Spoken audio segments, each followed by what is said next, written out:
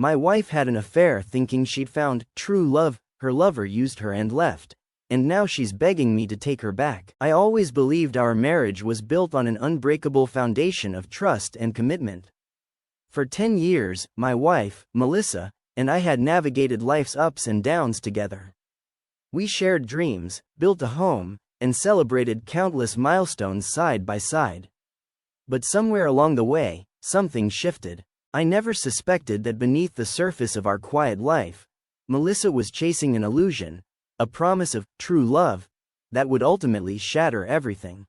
It started subtly. I noticed a change in her behavior, a lingering smile when she thought I wasn't watching, secretive phone calls, and a spark in her eyes that I hadn't seen in years. At first, I chalked it up to stress at work or the normal ebb and flow of a long marriage. But as days turned into weeks, the signs became impossible to ignore. Melissa began to spend more time away from home, and when she returned, she was distant, almost detached. I would find her lost in thought, as if haunted by memories of someone I'd never met. One evening, as I returned from a late shift, I found her sitting alone in our dimly lit living room. The air was heavy with silence, and the usual warmth between us was replaced by a palpable tension. "Melissa, is everything okay?" I asked, my voice tinged with worry. She looked up, her eyes glistening with unshed tears, and for a brief moment, I thought I saw the woman I had fallen in love with. But then she hesitated before replying, I met someone." Those simple words crashed over me like a tidal wave. My mind struggled to comprehend what I had just heard. She explained that this man, someone she claimed to have met at a friend's gathering, had shown her a passion and intensity that she felt was missing from our life. She described how, in his arms, she believed she had finally found true love. According to her, this wasn't about a fleeting fling, it was an awakening, a discovery that made her question everything we had built together. I listened in stunned silence as she recounted every detail: their secret rendezvous, the long conversations filled with promises of forever, and the way he made her feel alive. Deep inside, I felt the first sting of betrayal. Yet, even as my heart ached, a part of me desperately clung to hope that perhaps this was just a phase, that our love could somehow weather this storm. I pleaded with her, asking if it meant that I wasn't enough, that our years together meant nothing. But her words were resolute. Melissa insisted that she had found a connection that transcended the routine of our marriage, a connection that was as exhilarating as it was dangerous. As the days passed, her affair continued in secret, and I was left grappling with a painful reality. The woman I loved had stepped into a world of passion and possibility that I could no longer offer her. By the time I pieced together enough evidence, my heart was already heavy with grief. I discovered text messages filled with declarations of undying love and whispered promises of a future together. Messages that painted a picture of a romance far removed from the quiet life we once shared. In that moment, I understood that Melissa's pursuit of true love was nothing more than an illusion that her lover had expertly manipulated to serve his own selfish ends. I was left standing in the ruins of our marriage, shattered by the realization that the love I had once known was gone.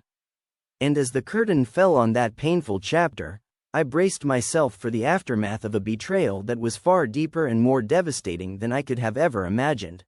In the days that followed the painful revelation, our home transformed from a sanctuary of shared memories into a battleground of raw emotions.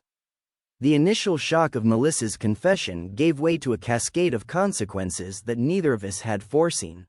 While I struggled with the betrayal and the overwhelming sadness of realizing our love had been compromised, Melissa's world began to crumble around her. Her lover, the man she had claimed gave her the spark of true love, soon disappeared without a trace. One day, I received a terse message from him, a curt apology followed by a sudden, unceremonious goodbye. It turned out he had used her vulnerability for his own gain, promising commitment only to vanish when the reality of any real obligation set in. The very idea of true love that had once intoxicated her now seemed nothing more than a cruel mirage. The man who had filled her heart with dreams of passion and endless possibility left her feeling empty, betrayed by his own deceit. Melissa's demeanor changed almost overnight. The confident, radiant woman who had once spoken so boldly about the love she found in another man was now a shell of herself. I watched as her energy drained away, the spark in her eyes dimmed, replaced by a haunted look of regret and sorrow. Every evening, she would sit silently in the living room, clutching old photographs of us, reminders of the happier times before the affair, and tear would often slip down her cheek. It was as if the realization of her mistake had finally hit her, and the weight of the consequences was too much to bear. During one particularly long night, after I had finally put my feelings into words in a letter I never sent, Melissa approached me. With a trembling voice and eyes swollen from crying, she whispered, "I'm so sorry. I thought I had found something real, something that would make me feel alive. But now, I see that I was wrong." Her words, laden with regret, cut deep into the remnants of the love we once shared. It was clear she was desperate to fix what had been broken, to erase the pain and the betrayal, and to reclaim the life we had built together. But the damage was already done. The trust we had painstakingly nurtured over the years lay shattered on the floor, and every attempt at reconciliation was met with the lingering bitterness of betrayal. I wanted to believe that remorse could mend our fractured bond, yet each day brought a new reminder of her indiscretion. The echoes of her lover's empty promises and the ghost of his abandonment haunted her every step, and by extension, our every conversation. I tried to listen as she recounted the depths of her regret, her confession filled with remorse and desperate pleas for forgiveness. She promised that she would do anything, attend counseling, open every hidden door in her heart, and work tirelessly to regain my trust. "Please, let's try to fix this," she pleaded, her voice wavering as she reached out to me. But every word felt weighted with the impossibility of undoing what had been done. The fallout was not confined to our private moments. Whispers began to circulate among our friends and family, further straining the fragile threads of our relationship. The admiration I once felt for the woman I loved was now clouded by the stark reality of her choices. And while a part of me yearned to salvage the memories of our past, the bitter taste of betrayal lingered, making it nearly impossible to see a future that could ever be the same. In that time of anguish and reflection, I realized that the regret in her eyes was real, yet it wasn't enough to erase the hurt. The promises of a second chance hung in the air like fragile glass, ready to shatter with the slightest touch.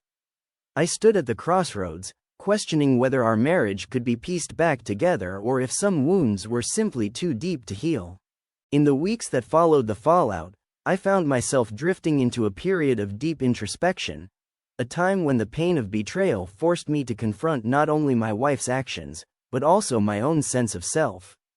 Each day became a battle between the lingering hope for forgiveness and the reality that some wounds may never fully heal. As Melissa pleaded for a second chance, I wrestled with conflicting emotions, anger, sorrow, and a fragile desire to reclaim the life I once knew. Every morning, I would wake up with the heavy reminder of what had been lost. I started to question if I was the problem. Had I failed to see the signs? Was I so absorbed in providing for our future that I overlooked the emotional distance that was slowly growing between us? These thoughts tormented me as I walked through our once happy home that now echoed with memories of happier times. I found solace in solitude, retreating into quiet corners of my mind to sift through the shattered remnants of our marriage. One day, after a particularly painful evening of listening to Melissa's tearful apologies, I decided to seek help. I enrolled in a support group for betrayed partners, where I discovered that I was not alone in my struggle. Listening to the stories of others who had faced similar heartache gave me a sense of validation and a small measure of relief. I began to realize that forgiveness wasn't about forgetting or excusing what had been done. It was about finding a way to move forward, even if that meant acknowledging the scars as part of my journey. At the same time, I turned to counseling, not only to help mend the fractured pieces of our relationship, but to understand myself better. In therapy, I was forced to confront my own vulnerabilities, my tendency to place others' needs above my own, and the limits of my capacity for forgiveness. I learned that self-respect and healing must come first, and that sometimes the path to personal growth involves accepting that some promises are broken forever. Melissa, meanwhile, continued to oscillate between remorse and desperation. Every time she reached out, I saw the ghost of the woman who had once been so vibrant and full of life. But the more I looked, the more I realized that her newfound regret was laced with self-pity rather than genuine change. She would recount how lost she felt after her lover abandoned her, and how that loss made her crave the familiarity of our past. Yet, every plea for reconciliation was met by my own internal resistance, a stubborn refusal to let go of the pain of betrayal.